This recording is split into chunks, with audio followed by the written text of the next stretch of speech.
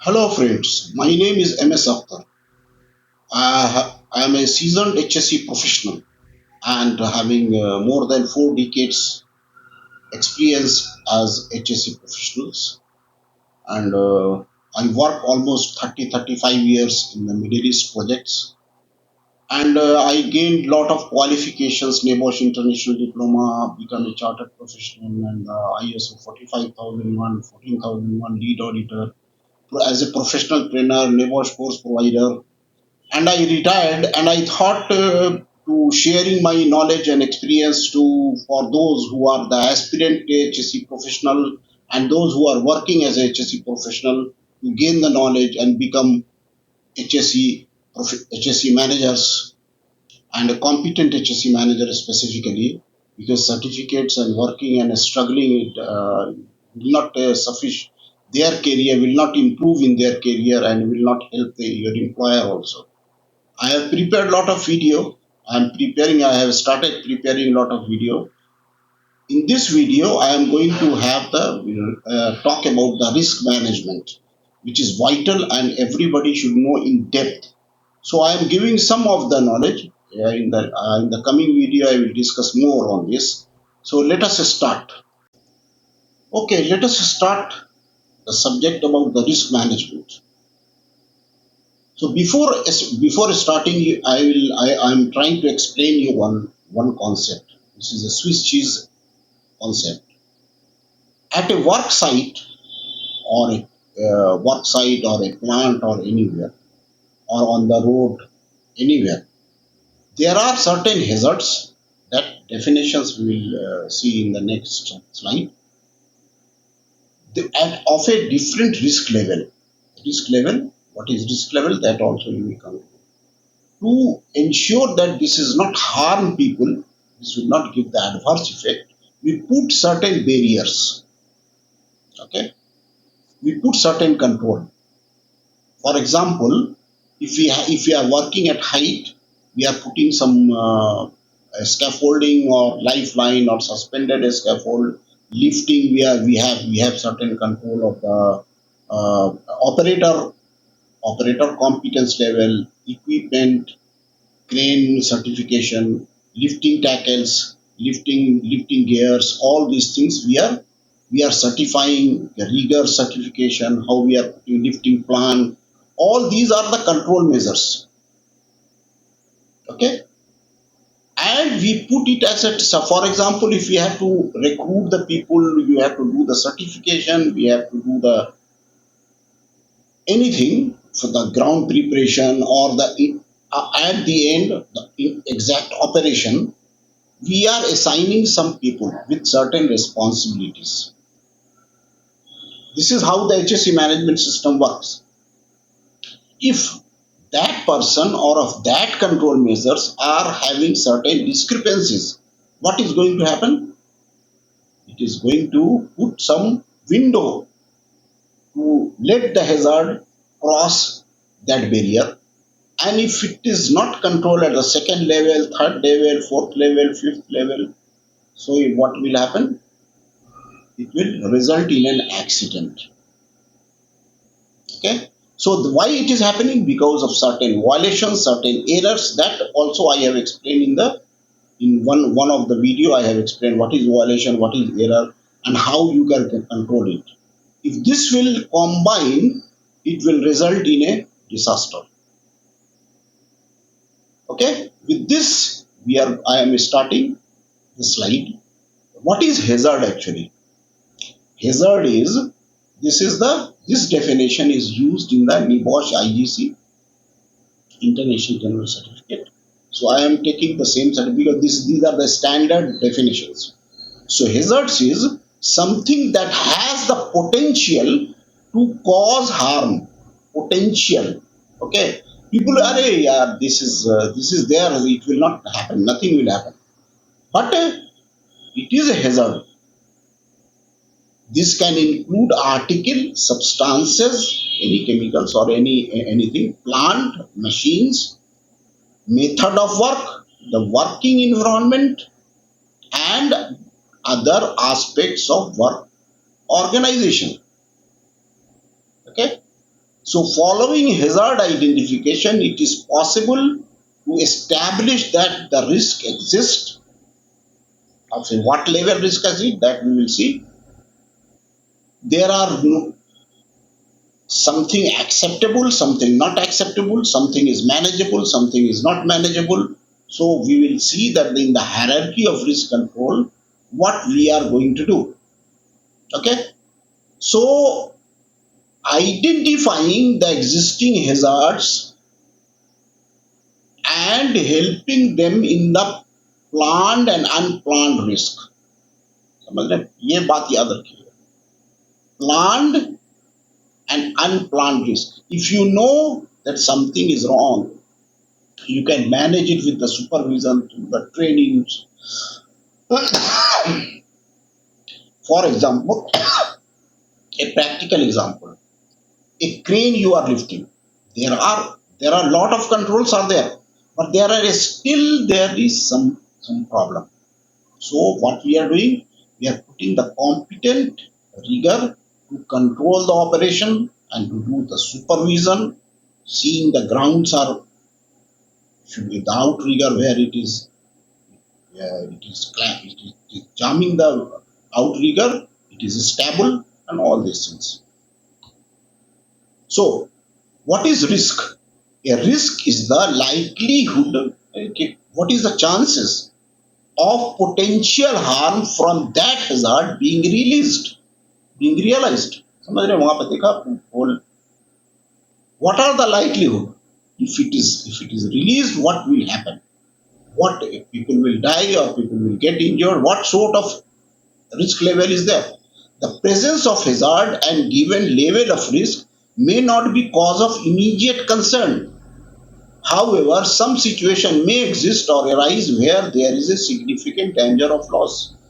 तो risk level को हम लोगों ने we will have to understand, and then what we will do, we will put certain control measures.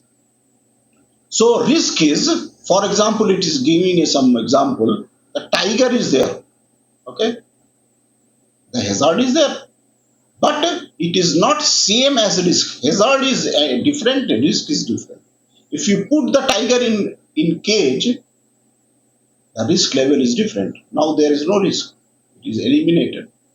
Okay, so high risk we will have to eliminate. That we will see. So, meaning of the risk assessment, identifying preventive and protective measures by evaluating the risk arising from the hazard.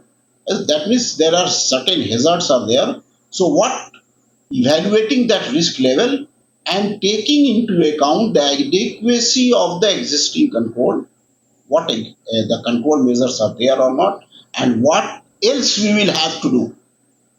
Okay, so in the coming slides you will see that the existing control and the additional controls, the residual risk level, all these things you will in the risk register. When you are preparing as a safety professional, you have to know and deciding whether or not the risk is acceptable. For example, if it is medium risk, so some company like, okay, medium risk we will work, low risk we will work. In some of the cases, zero risk is only acceptable. But in the construction, it is not possible. So it is okay. Now, what we are actually in the risk management, what we actually used to do is simply there are a lot of series of things are there. So in the first step to safety, we identify the hazard identification. Once you identify the hazards, then only you can control the risk level. Just watch this video.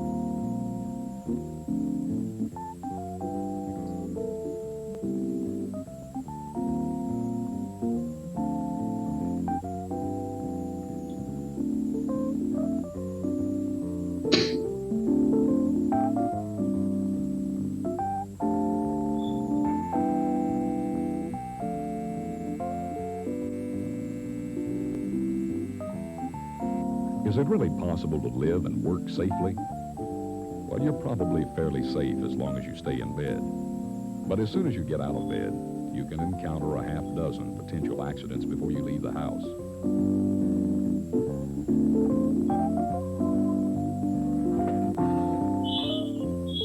Almost everything we do has some type of hazard associated with it. When you go out to get your morning paper, you may encounter some hazard to your health. Fortunately, most of us learn to watch where we're going as soon as possible in the morning. And when we identify a hazard, we remove it. We perform such common sense actions all the time without ever really giving it a name. We just know that a ball left on the sidewalk is more dangerous than one stored safely. We can use the same process to make any working or living situation safer. This process is called hazard identification. Since our working environment is much more complicated than our front steps, we need to take a more methodical approach. First of all, just what do we mean by a hazard? A hazard is any situation, object, or action that could result in an injury or loss. It is the essential link in a chain of events that can lead to an accident and a resulting injury or loss. For example, if you take a person, then you add an unsafe action, like not watching where he's going, you may not get an accident. But if you add a tripping hazard in the walkway, then if you remove any one of these elements, you can prevent the accident. You can remove the person, so there's no one to get hurt. You can make sure everyone always watches where they're going all the time, thus eliminating the unsafe act. But we know this is impossible. Or you can identify the hazard and eliminate it. Which one does common sense say is the most likely to succeed? Almost all accidents are the results of unfortunate chains of events.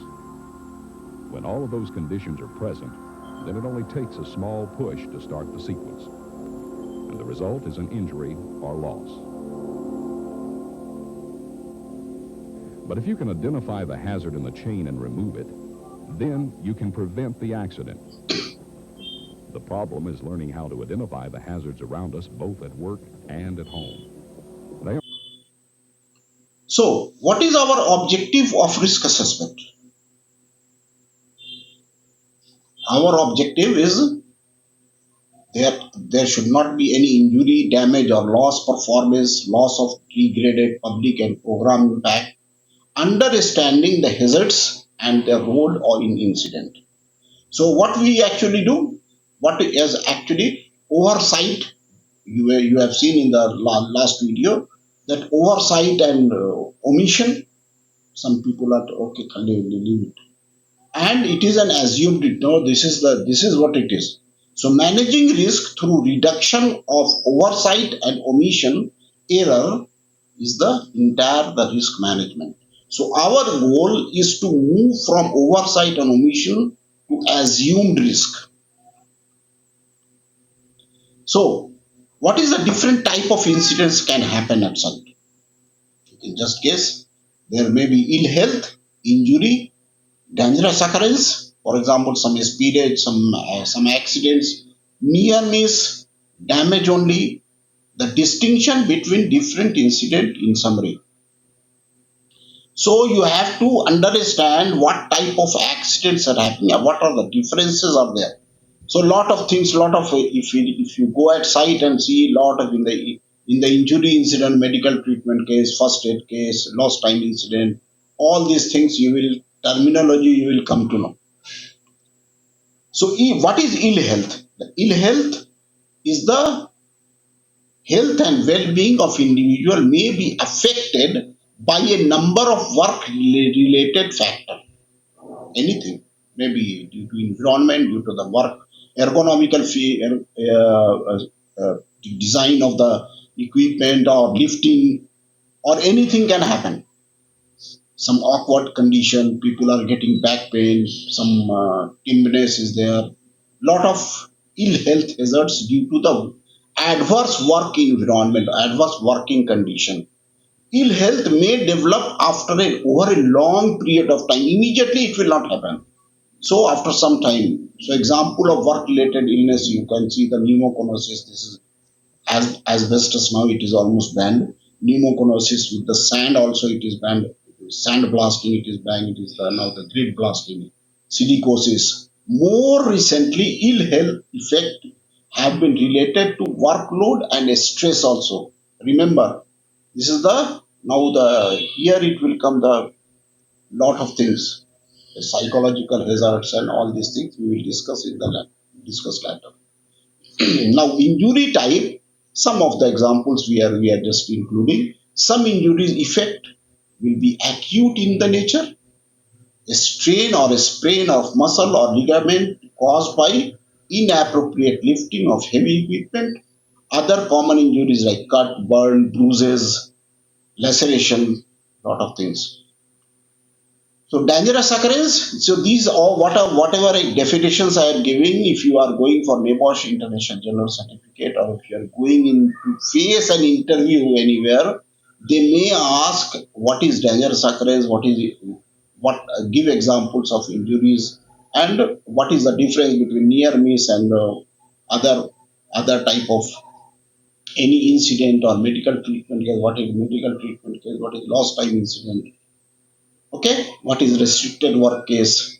Definition of dangerous occurrence will differ depending on your country enforcement reporting requirement where you are working. So wherever in your new country if you are going, India if you are working, okay, you can see the law and you can significant hazardous incidents such as the collapse of the overturning of or the failure of, you may have seen any load bearing part of any equipment failed, lifting equipment, the sling is failed and something is fallen, or anything if the wire is broken. So mobile powered access platform, access cradle or window cleaning cradle, excavator, pile driving from the rigger. These are the examples if this can involve. So forklift scaffolding more than 5 meter heights, if it collapse, if it overturns, these are the, that means if it is nothing, maybe dangerous occurrence and the lost time incident or the incident is included in this. So what is near miss? An unplanned, not intentional, an unplanned, uncontrolled event which led to or could have occurred. समझ रहे? I will give you some example more. Or could have led to injury. It has not happened, but it could have happened. So why it is important that any site or any construction site or any plant should record the near misses, because if you, this is the warning. It has not happened, but it can happen. A near miss is an incident which with the potential to cause harm, or but where there is no measurable loss or it has not happened. It is critical to analyze near misses to assess the potential of the event. This enable corrective action, as I have told you, that this enable corrective actions to be put in place to prevent a recurrence of the incident. Okay, so near miss recording is very important. You should not just ignore it wherever it is happening, because this is a warning that some control measures are failing. So damage only means you can very easily understand substances damage occurrence to property and material at work and only significant loss. Some of the equipments got damaged, something has collapsed, or scaffolding in the night something has happened and it is scaffolding collapsed. Imply to take corrective action before any work loss occurs. So these are similar to near miss, but it is actually some damage has occurred, but no injury, without injury.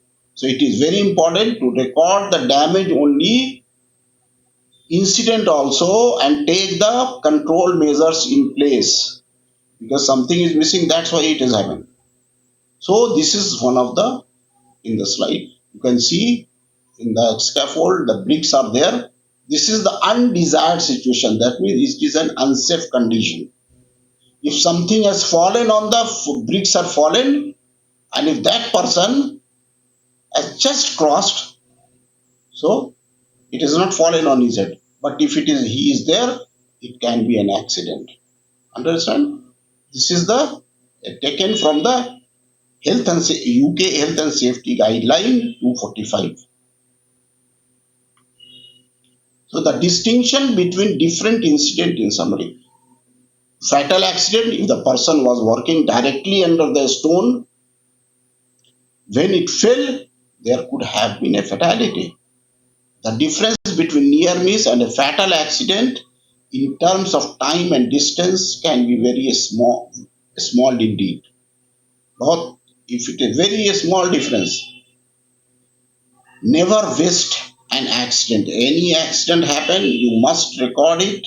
That is very important to investigate it and take the control measures in place so that it should not result in an real accident. A near miss is just as valuable as a serious injury damage, in fact, even more valuable and an excellent opportunity not to be missed. So that's why I am always telling the management and all the HTC professional, you must record the near misses. If this is a proactive, and many clients you will see in are a lot of near misses. Are yeah, it is near miss recording means they are proactive. The client should ask only whether this near misses you are recording and investigating and seeing what are the lapses, and you are ensuring that the control measures are in place. So near miss recording, more near misses should be rewarded. So typical ratio of incident outcome and other relevance.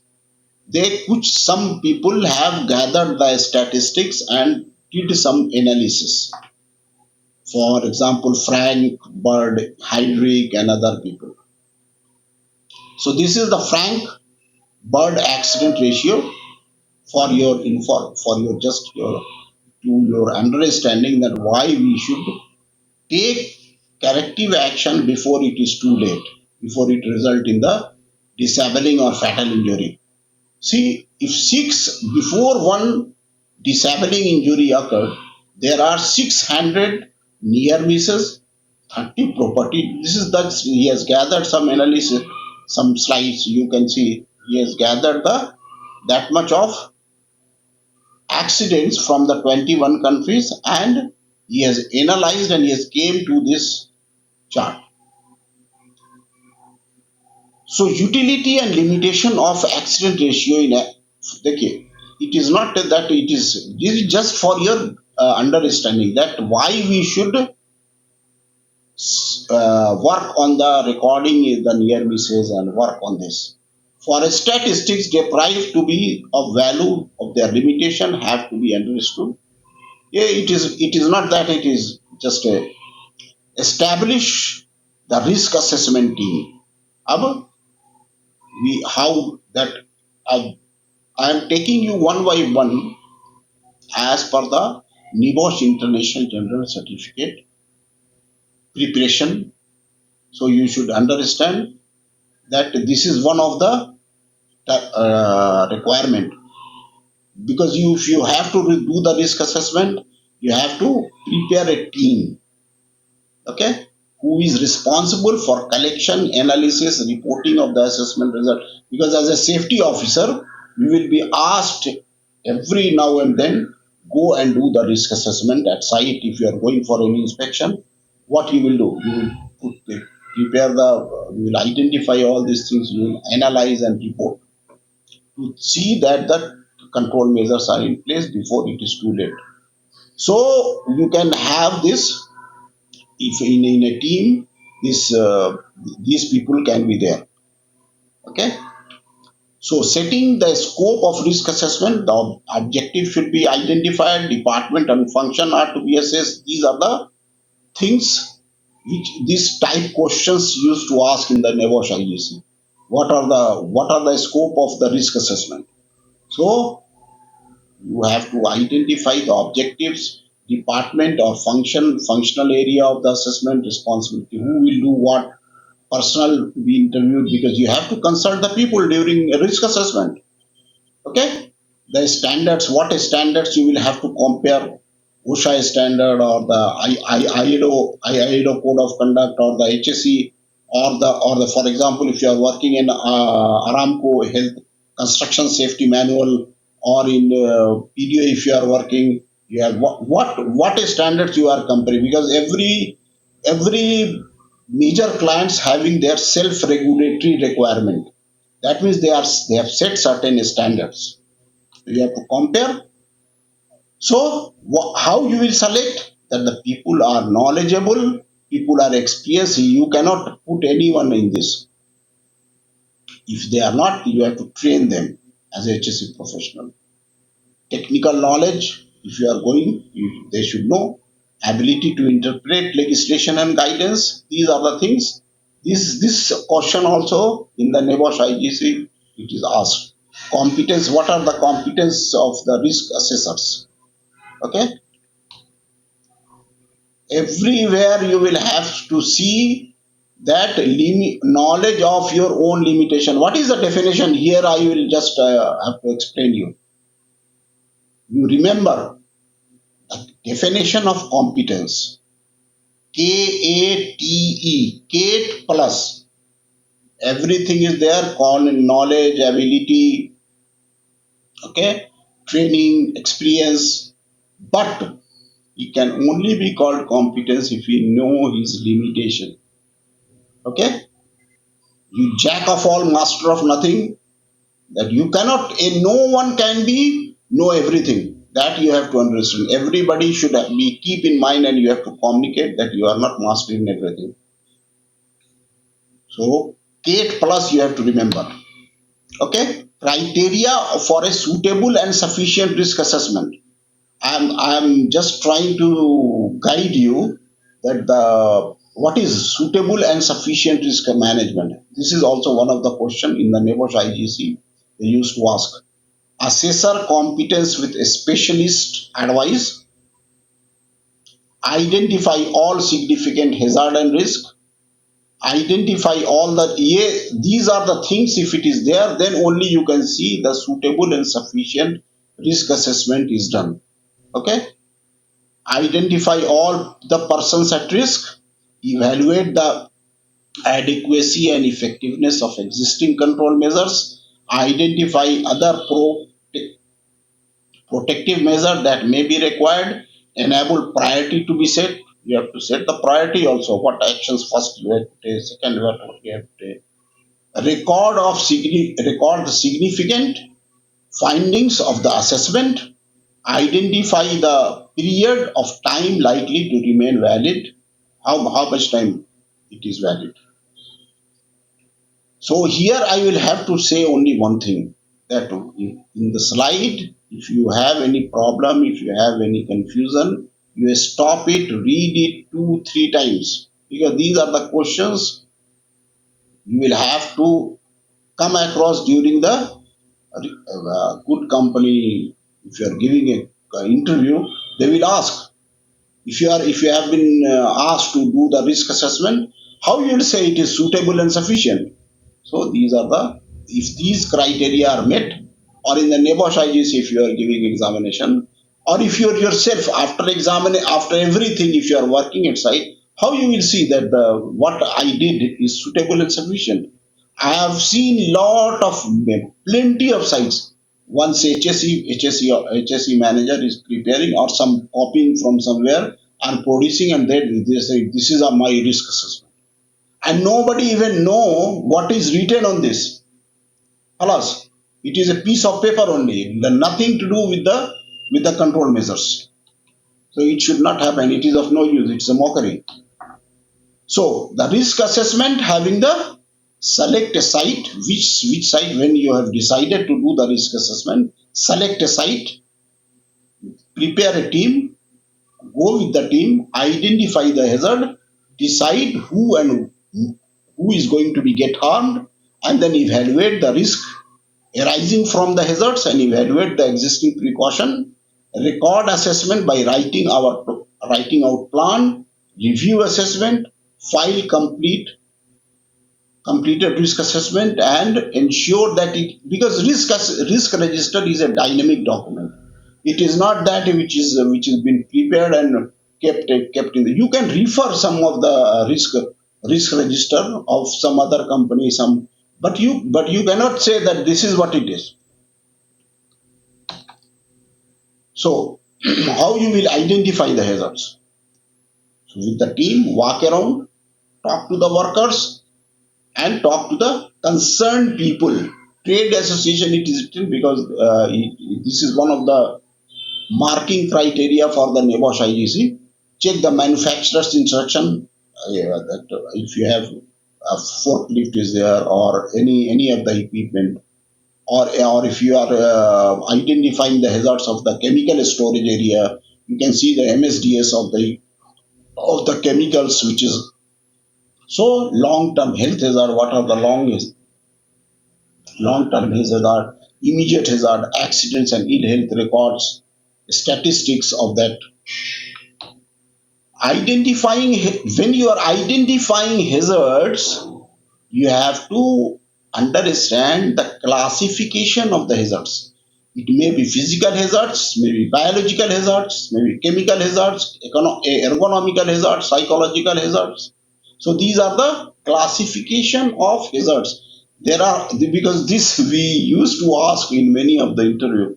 Can you explain what are can you classify the hazards?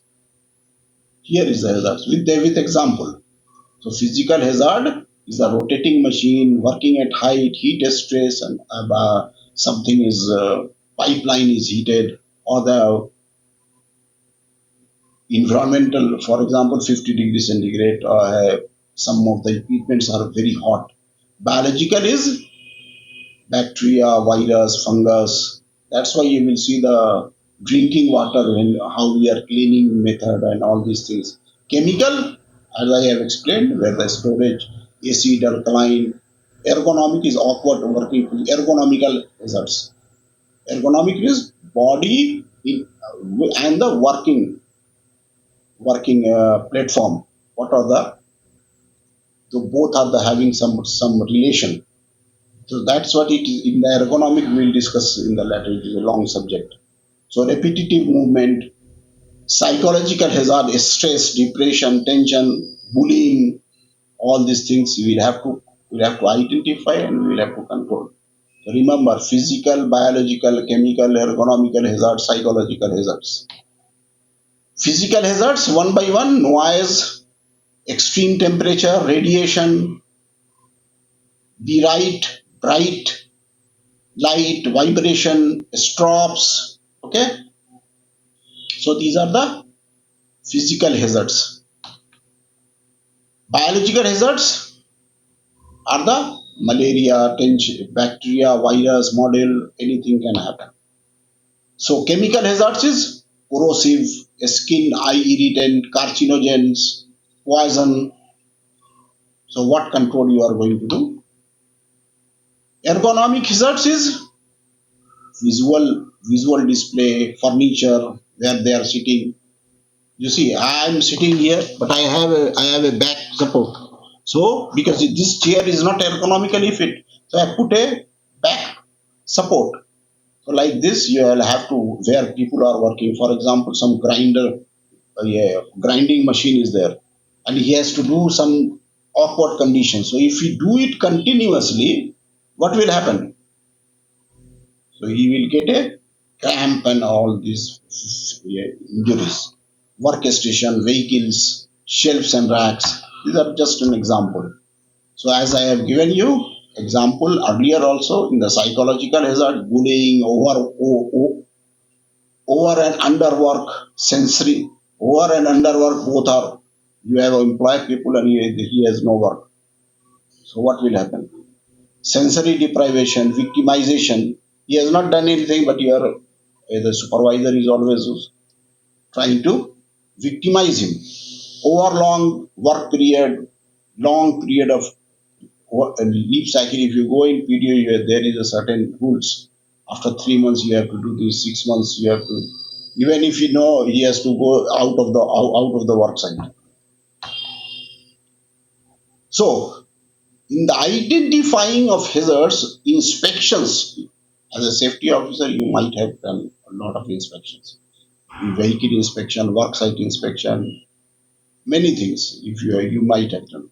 General workplace technical inspection, preventive maintenance inspection, pre-use check of equipment, certification. For example, in Aramco, any vehicle, if whatever in a condition, Aramco need to be get certified. And then you have to, there is a process of periodic inspection and maintenance program. What is your program? So these are the, so job safety analysis, that also you will have to, you will come across when you are working. So what are the examples? Job based, task based, intrinsic hazards, incident of accidents, work organization, task. When you are identifying hazard, you have to look into these aspects also. That is what is simple. You have seen the, if when you are identifying hazards, you have to see the, is you have to do the inspection and you have to look at these aspects. Okay, so these are the a small example of job and task analysis. For example, you have taken a task, sharpening a knife using a steel. Okay, so what is the hazard in this? Cuts to hand arm. So what is the skill level is required? It is not that you have to use it is not a right format, but this is what they have used in the job task analysis in the Nibosh IEC. So I have put it here. But in the one of the slide, I will put what is the actually practically what you will have to do. Okay, when you are identifying hazards, you have to use this dispensing, take a task, identify the hazards, identifying what are the, and then the influencing, what are the factors influencing the behavior and what is the learning methods. Okay, so when you are identifying the hazards, you have to know that what is the legislation about this for a particular things. For example, you are, I will give a practical example. For example, you have gone at site and you have seen the welfare facility. Okay, so you have to compare what is the legal requirement in this. If you are seeing some of the equipment, then you have to see what is the motor vehicle or any equipment I standard. What is the international standard or is there? What is the OSHA standard is there? What OSHA say about this? For example, in if you go in working in Saudi Arabia and Aramco, then you should know what are the OSHA requirements, and then you have to identify what are the deviations from that standard, and these are the also the one of the hazards you can identify through comparing with the, that means the guiding guideline, manufacturers information. If you are inspecting a crane, you should take the this manufacturer manual, and then you have to see whether the recommendation are met or not. They have released from there and they are asking you to maintain it like this, but site is not doing until unless it is breakdown. This is a hazard. They are telling that this should be like this, the seat should be like this, the wire should be inspected, greased. So you have to check that it is done or not. And you have to, if the incident data is available for this or the similar industry, you can compare from this also. So you have to identify who is at risk. Operator is at risk, maintenance staff, cleaner, contractor, visitor, who is at risk. Okay. So the likelihood and severity of harm. You can see this. This is the one of the photograph I have just put it to understand. He is jumping from one place. What are the likelihood? If he fall, what is the severity? He may fall, he may break his leg, or maybe have a fatal accident. Okay. So evaluating the a risk level, as I have explained you, that the likelihood and the severity or the consequence. This is the combination of both. There is a chart, a risk matrix that I will explain. So likelihood, when we are saying where is the hazard, number of people exposed, one people are working or the 100 people are working, how knowledgeable, not whether they are trained, whether they are competent or not, frequency of exposure, how frequently they are getting exposed. If you have to, for example, that excavation trench is there, okay, people are just jumping on this. If it is not a common place, if you barricade it, it is only that you have eliminated, you have controlled that likelihood. People, but if it is open, if it is not barricaded, then you have to put then this is what is the control measure. So people are being told, people are being informed through the signboards how frequently it is, quantity of exposure, time, dose, causing the chemical in the, for example, some of the chemical if people are using, or that if anything if they are using, what is the time and dose and what concentration it is. So severity, if we are seeing whether it there, what is the chances of death, fatal accident, injury, and up to what category of injuries, whether it is first aid it can happen, or it is a medical treatment cases, it's a lost time incident, or the restricted work case, ill health, dangerous occurrence, damage only, loss of business opportunity, loss of reputation, any other loss. Okay, so these are the. I will explain in the coming slide what are the things can happen. So consequence is the major, high, medium, low, minor.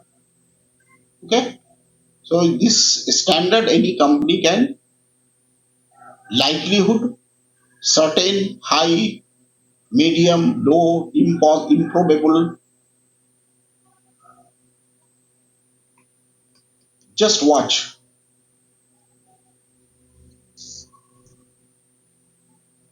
A hazard are measured with the probability and the consequence. Okay, these two combines can give the risk level. So when we are, it is simple for a small construction site or for the maybe mostly subcontractor are using. So qualitative measures. So probability low, one is low, and probability is also low, and probability is more moderate also, and the consequence is low. For example, it is not going to get the very serious injury. Then the risk level is low. But if it is probability is very high for a low risk also, it is medium. Okay. So this is called the risk matrix of the qualitative risk assessment, and this is the quantitative risk assessment number. So this is required where you have to set the priority. If it is of risk, because priority of action depends on the risk rating. This is another chart.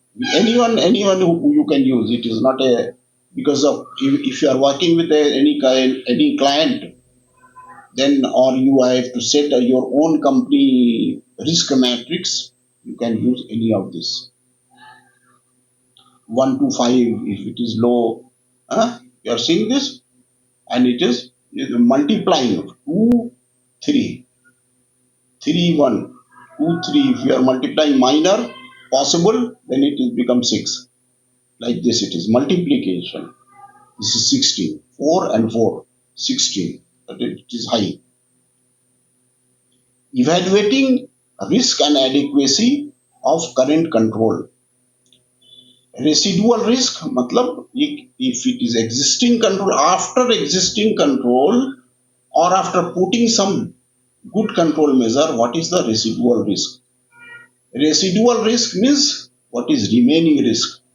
If it is a still medium or high, then it is not allowed. You have to put another control. That means that control measures are not good.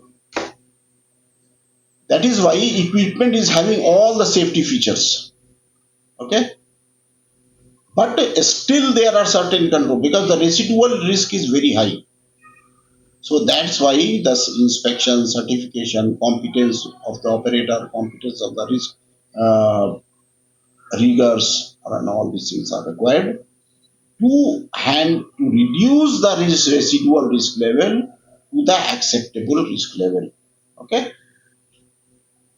so existing evaluating risk and adequacy of control measure are decided on the company policy, acceptable or tolerable risk level. That means what is the societal standards. For example, in India, you will see the acceptable risk level is little high, but in Middle East and in the European countries, the risk or tolerable risk or acceptable risk level is very low.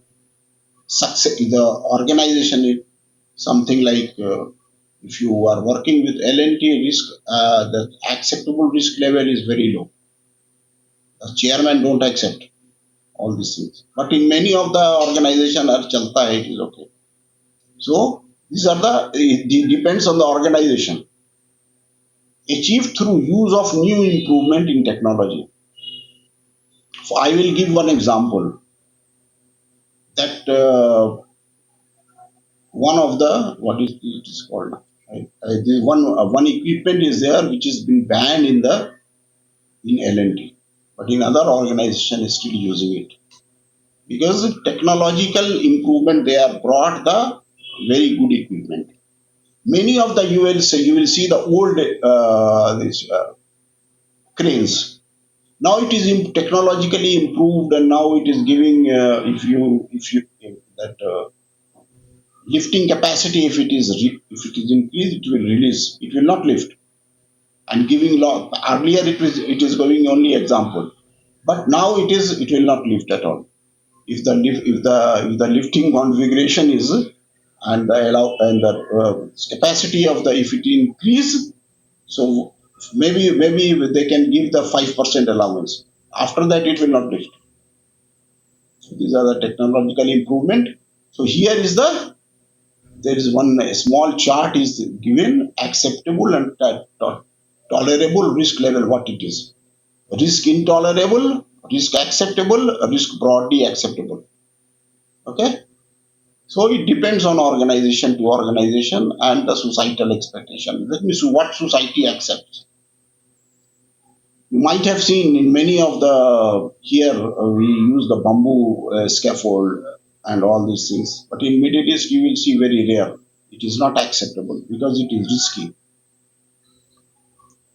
Prioritizing based on risk, as I have explained earlier also, when you are after identifying the hazards, you have to prioritize the where you are going to put the resources because you have 10 rupees, and if you are very hungry you will go and give a one something to eat. Okay, you will not get the this cold drink, correct, no? That is what is the priority.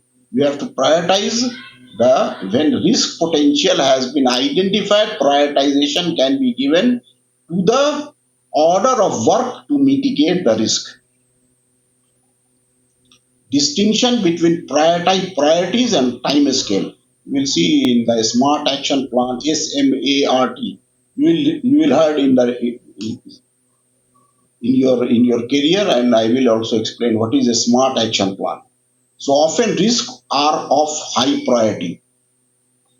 The need to establish realistic time scale is also critical. Some of the things you will see in any incident investigation if you do the action plan and the immediate within 7 days, and then you have to submit to the client will not accept. No. 7 days is too much. Time scale, it is not acceptable. It is possible to carry out some aspects in the short and medium term. Okay, so that what action you are to stop the recurrence you have to do to reduce the likelihood of a loss and remove the need to give everything considered a high priority of completion. So, there are a lot of, as I have explained, it is just a repetition of the because this is one of the thing how you will use the guidance. ILO code of conduct or HSA health and safety guidelines. Lot of in the UK health and safety guidelines, OSHA standards, UK European Union standard or Indian legislations. Lot of things are there. So you have to know and you have to compare with the condition to judge where the discrepancies are. When making a judgment as to whether controls are adequate, care has to be taken. Understand? So some standards are there. Okay. Therefore, I will give a small example. I am giving always a scaffolding because people understand very easily. You have to put the freestanding scaffold up to what level? Okay, 1:4 or 2:4, 1:4 it is. Mobile scaffold 1:2.5. After that you have to anchor. Okay, so what type of scaffold you will have to prepare and put the ladder and put the riggers. Okay, so what is the legislation requirement? So you have to. I you can I can give you many of the legislation, many of the standards, which is very helpful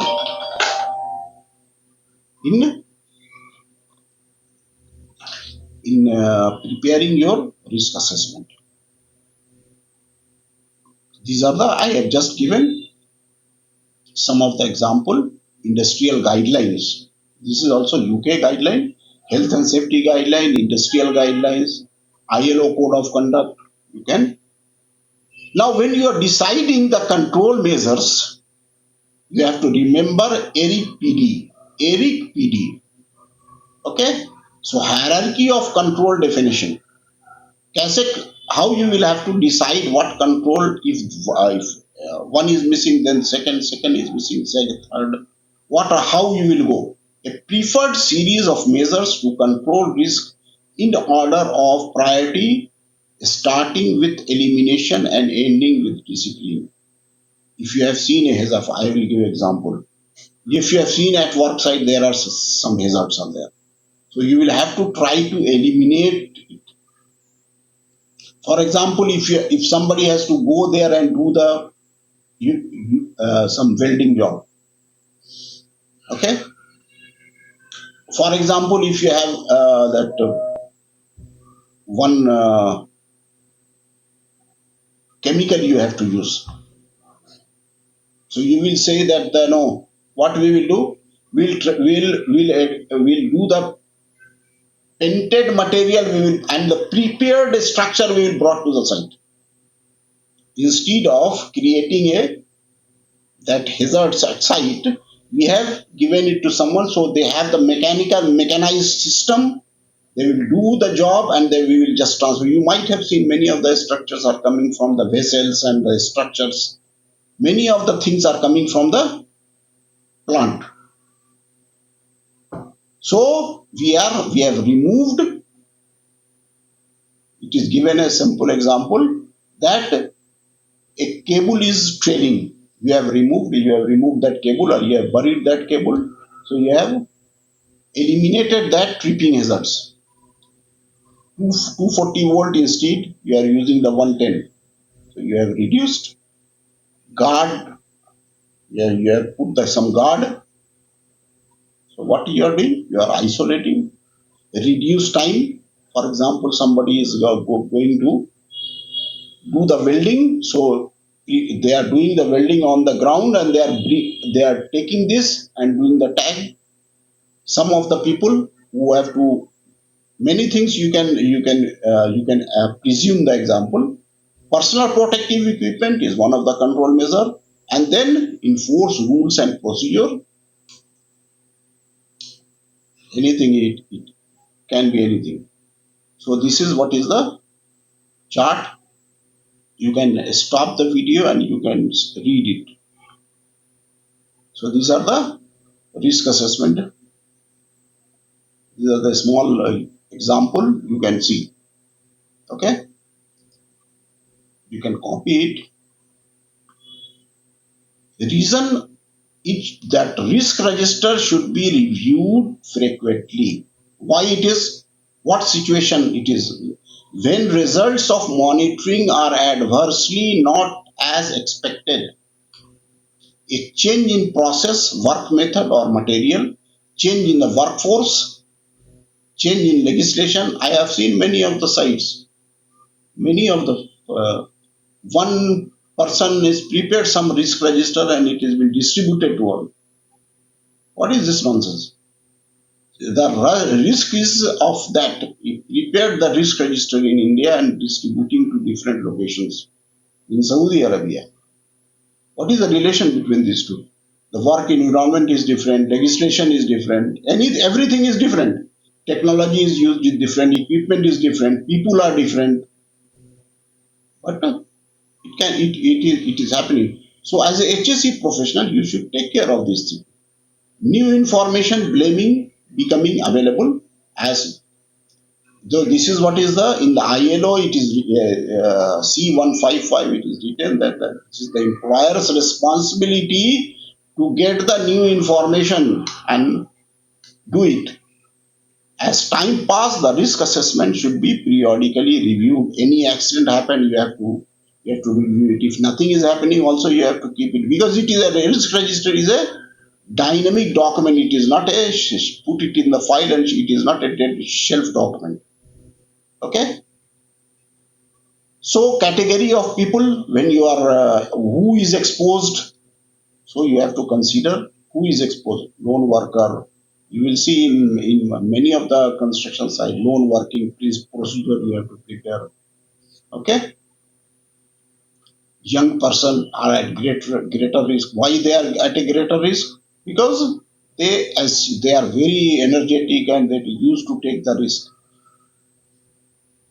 Young person are at risk workplace, physical and biological work organization. They need to you have to take care of this. What control measures you have to do? Give the induction, close supervision. You should not give them alone working. Mentoring is required. So these are the question they used to ask in the NEBOSH IGC. That's why I have put it here also. So that you, if you are preparing for NEBOSH IGC, or if you have done also, you should review, you should refresh yourself. Restriction of type of work, expected and nursing mother. It is not related to us, but they used to ask. If you are interested, you can stop this video and read it. Okay, disabled workers. That also at a construction site we don't care. But these are the questions they used to ask in the NEBOSH IGC. Loan working is very important for many of the construction site. You have to prepare the procedure. Loan workers. Why they are? Because hazards, meat, material and equipment, work environment. These are the factors. Depending, they cannot communicate existing control measure, method of communication, emergency, and if any accident happen, what welfare facilities are there. So these are the things hours worked, who are factors that night shift working, hours worked and recovery period between shifts, disruption of normal routine, general well-being, fatigue and human errors. So these are they used to ask the question. What are the factors you have to consider for night shift working? Okay. So these are the access to welfare amenities. ऐसा नहीं कि you put it and they don't have any what lunch they will do. If anything happen, first what are the first aid facility? What are the emergency response plan? If any external violence is there, how what they will do? The lighting are there or not? You will see at many of the construction site, the lighting and all these things are a very important thing in the night shift. So control measures, yes, these are the control measures as we have already discussed. If you want to know in detail, you will have to read this. General principle of control is technical. When you are deciding like this, Eric PD, then you have to look at the technical aspect, behavioral aspect, and the procedural controls. These when you will keep watching my video, subscribe my video so that I can explain all these aspects. So avoiding risk level, what does it mean? If risks are avoided completely, then they do not have to be either controlled or monitored. For example, you don't have to put the sleeve, you have to divert the cable itself.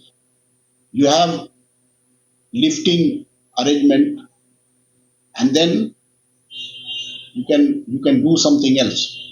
You have put the structure somewhere. You are not preparing your site, so you have avoided that risk. For example, not using pesticide or not working at height. Okay, avoiding risk at source is the best option for controlling risk. Everyone is protected and there is no residual risk to manage. So these are the benefits of avoiding the risk. In order to avoid the risk of falling, it is critical to design out the need of work at height. Okay?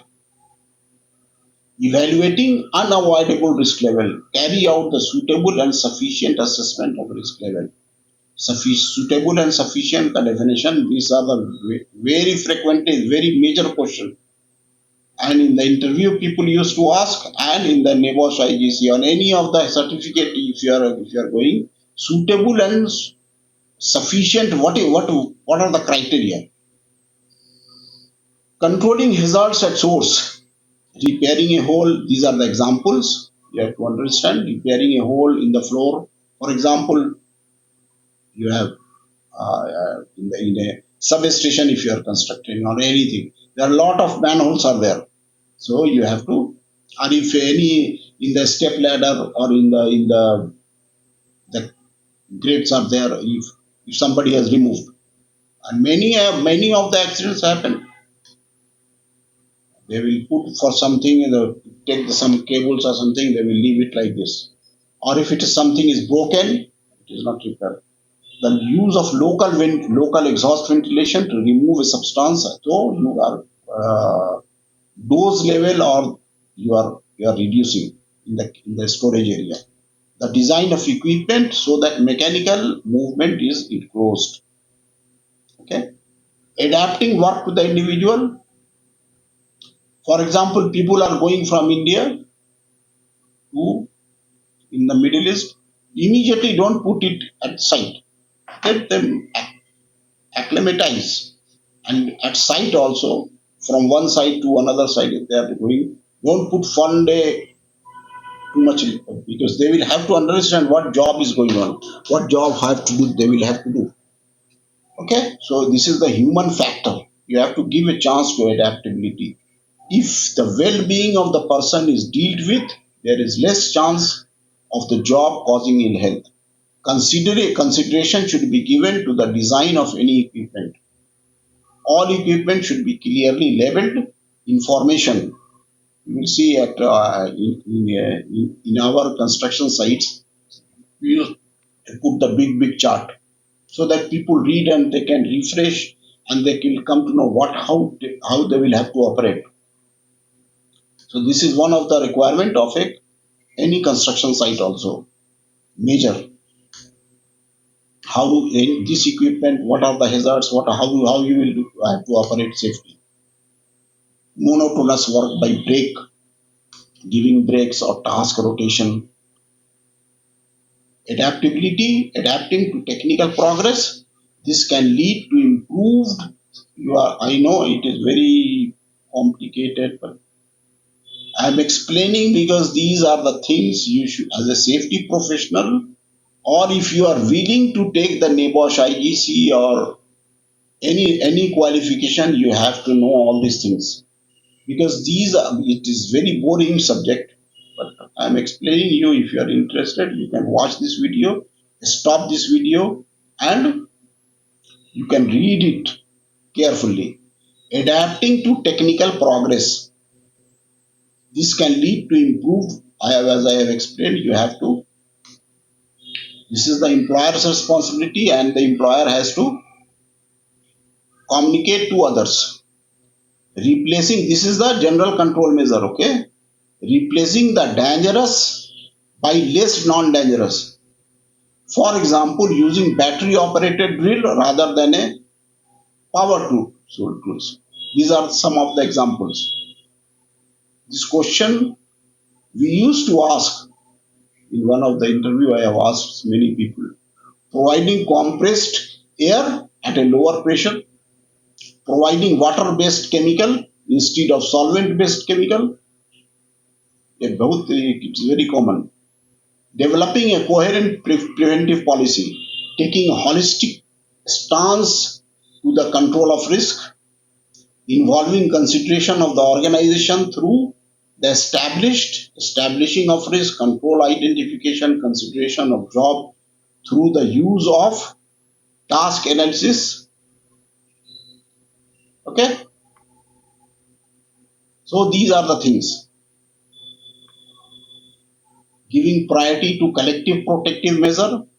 If you have put one control measures, a lot of hazards can be get controlled. You can control measures can be, for example, chemical storage area. You have put some control. Lot of chemicals are there. You have seen the same type of chemical. What controls we can put? Okay. How if your people are going, what type of cost? If you read cost, the health and safety guideline of UK, you will come to know what it is. So in the last, the control measures are it is. You have to write. You have to remember like this. It is. This is the common information, training, instruction, supervision. We used to remember like this. The same like competence. What is the definition of competence? Kate plus. Okay. Information, improve, how you will do the what are informations and how you will have to call communicate. These are the very important interview question and NEBOSH IGC question also. What are the informations and how you will communicate to the people? These are the things. You see, bulletin and news sheet, notice board, propaganda, films, team briefing, written material in the toolbox talk you have to communicate, site sign and labels. So these are the informations and how you will communicate. Remember this. This is very, very important thing. Instruction to control workers, contractor and visitors behavior with regard to general and specific health and safety arrangement. You have to give the instructions. So instructions, what are the subject? Is the rules, policy, PP, what PP. You have seen in any of the site you will go, you will have to give the visitors HSE induction. What equipment? Without PPE you cannot go. How you will communicate? Verbal, written and visual material. Notice board is outside. You will see the big board is written. This site required this PPE. This is the rules of the site. What are the specific hazard? What are the emergency procedure? If you hear this alarm, how you will have to react? Any visitor in a chemical plant alone cannot roam. Through the toolbox talk, you can communicate to all the people. Training come matlab ye what it is to develop people, their attitude, perception, motivation with regard to health and safety to ensure acceptable action. Training should be given, should be two-way communication, information, instruction given and understand, checked. Means these are the subjects, the few subjects in the how you will do the risk assessment, accident investigation, how you will do the risk assessment, that what we are doing now, how you will conduct inspections, how you will conduct an audit. So these are the things you can understand how you will use the PPE, emergency procedure. These are the training topics. So how you will communicate, how you will do the training on and off the in the class or at site also, internal and external training, internal training also, and people are going as a certification. Many of the riggers and operator training certification, it is external, explaining, demonstration. For example, firefighting. You are gathering people and demonstrating what you will do in case of fire. One to one or a group counseling, somebody has did something wrong, so you are calling. You will see at site, many of the sites there is a chamber, people will they will call and do the counseling. Okay. Supervision का मतलब क्या क्या होता है? Subject, means of communication, direct verbal communication, demonstration work. Supervisor's responsibility for, if he sees somebody is doing wrong thing, he will call them and he will explain this is how you will have to do. So supervision and competence, these are the, okay. Thank you. Hope that you have learned something